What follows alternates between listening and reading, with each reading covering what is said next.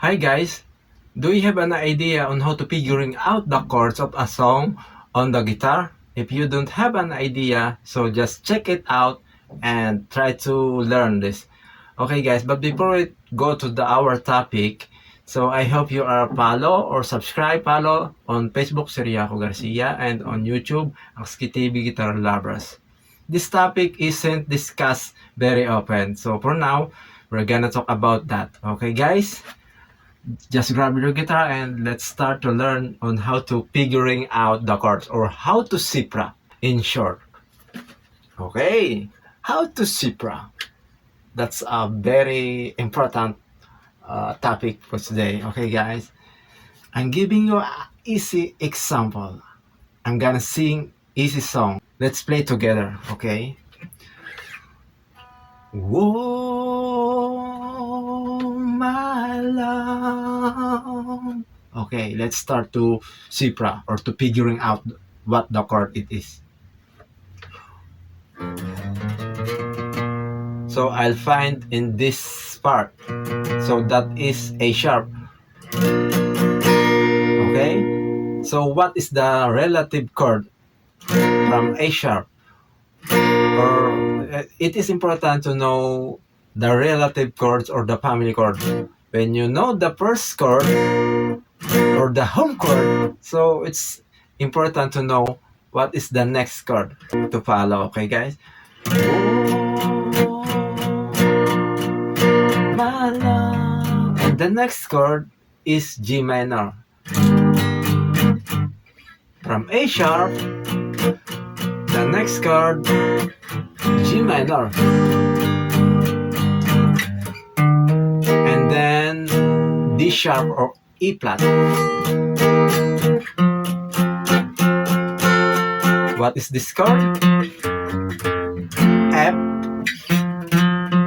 This is F, F, and then the F.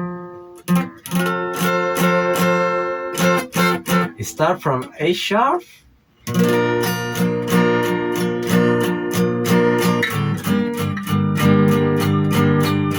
then D sharp, and then F. So this is the first step, first example. So I'm gonna change the notes into a high note. Okay? I'm sure you are focused. Whoa,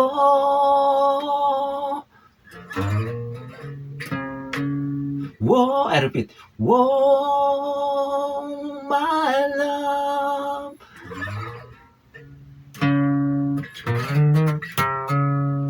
I'll find in the C chord or in the C major.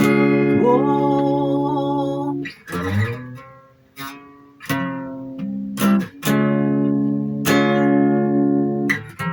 C sharp, brother.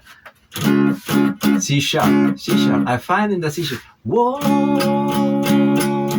So what is the next chord? When you start from the C sharp, my love. What is chord? A sharp minor. The next chord from C sharp, A sharp minor. Excuse me. And then the next G sharp, F sharp or G flat, and then A flat, and then back to C sharp.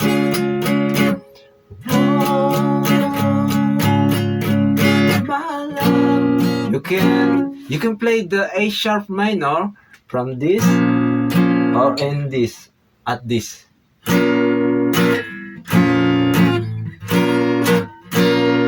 This kind of tutorial is so very easy if you know how to use your ear. You can find the chord of the song when you start from the first fret, the sixth string, from sixth string, and then the from first fret through the sliding of your index finger.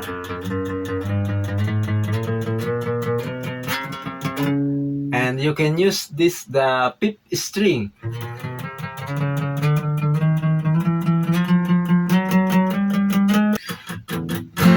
So this is the technique I use on how to cipher or how to figure out the chord.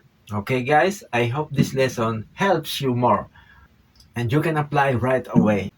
Okay guys, have a good day and thank you for watching.